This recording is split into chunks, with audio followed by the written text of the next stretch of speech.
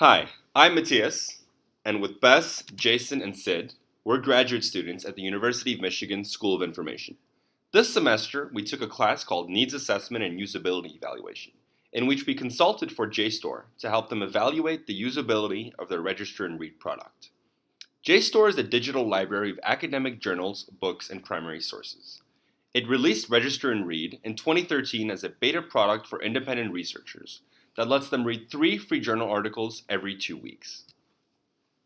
As a part of our consulting process, we conducted a total of 6 different usability methods: an interaction map, interviews, a survey, a comparative analysis, a heuristic evaluation, and usability tests.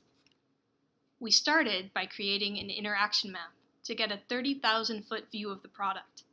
By generating a static representation of the system we evaluated, we were able to highlight all the possible key actions and user flows, as well as the errors those actions could lead to.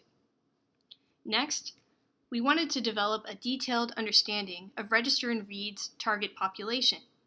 We interviewed 5 people who were recent graduates in technical and scholarly fields. Interviews were conducted through Skype and lasted approximately 1 hour.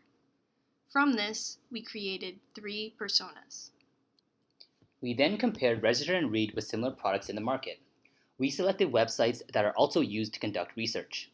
Each competitor fell into one of 4 categories: direct competitors, which offer the same functions in the same way; partial competitors, which offer some but not all the same functions; indirect competitors, which offer the same functions in a different way; and finally, analogous competitors, that is, non-competitors that could lend improvement ideas. Next, we conducted a survey. Our team wrote a survey to better understand current Register and Read users' demographics, attitudes, and behaviors.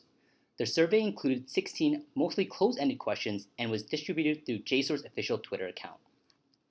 We followed our survey with a heuristic evaluation. Here, we evaluated Register and Read with a variation of Jacob Nielsen's widely used 10 usability principles. Each of us performed one assessment, which we then aggregated and prioritized into findings. Finally, we conducted usability testing. We found 5 potential users who were independent researchers and asked them to accomplish the product's key tasks identified in our interaction map.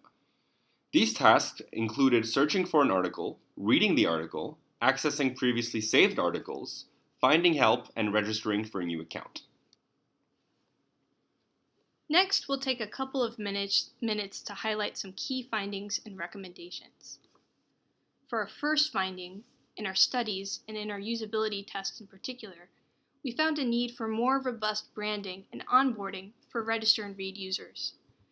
Our study participants were uncertain about the major features and primary use cases of the product.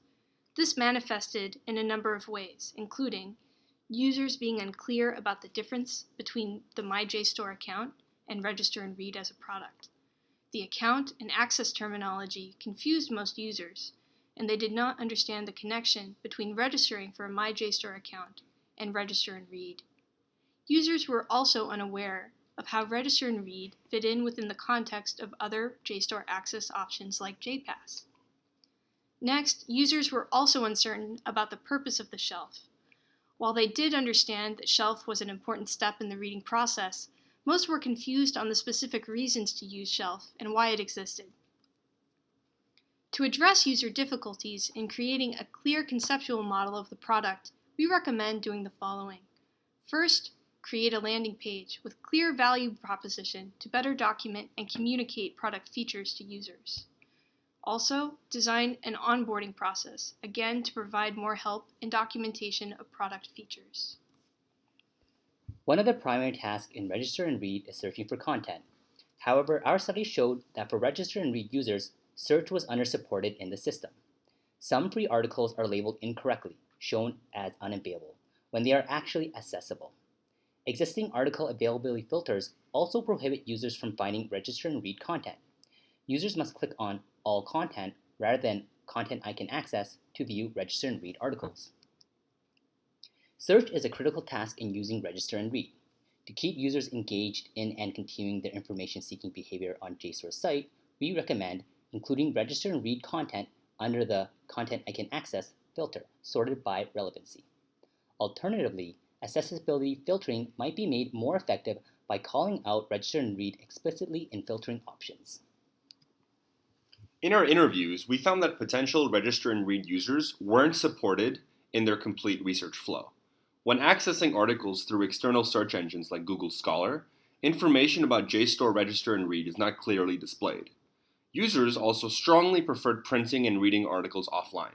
Our interviewees, who were a mix of academics and professional researchers, strongly valued the ability to save, mark up, and categorize readings in their own personal systems. While we realize there might be potential business constraints, we believe allowing users access to print and download functions for register and read would greatly improve engagement. Further, highlighting register and read at users' preferred point of entry to JSTOR would also increase adoption. For next steps, we have 3 suggestions. First, we suggest that JSTOR A/B test the recommendations provided here. We think this would be particularly helpful for any changes made to search functions and filters, as well as for about page revisions. Next, we think additional usability testing would be useful. Our studies focused mostly on expert researchers. Studies of non-expert users might provide different insights. Finally, we suggest speaking with publishers about the viability of allowing print and download for register and read articles. We think this would greatly improve engagement with register and read as a product. We want to thank the user services team at JSTOR for allowing us to study their product this semester. In particular, we want to thank Lauren Trimble, Quinn Davis, and Lucy Huber for their help and support. We also appreciate all the research participants who took the time to participate in our surveys, usability tests, and interviews. Your feedback was invaluable. We have included our contact information here, and we welcome comments and inquiries about our findings and recommendations. Thank you.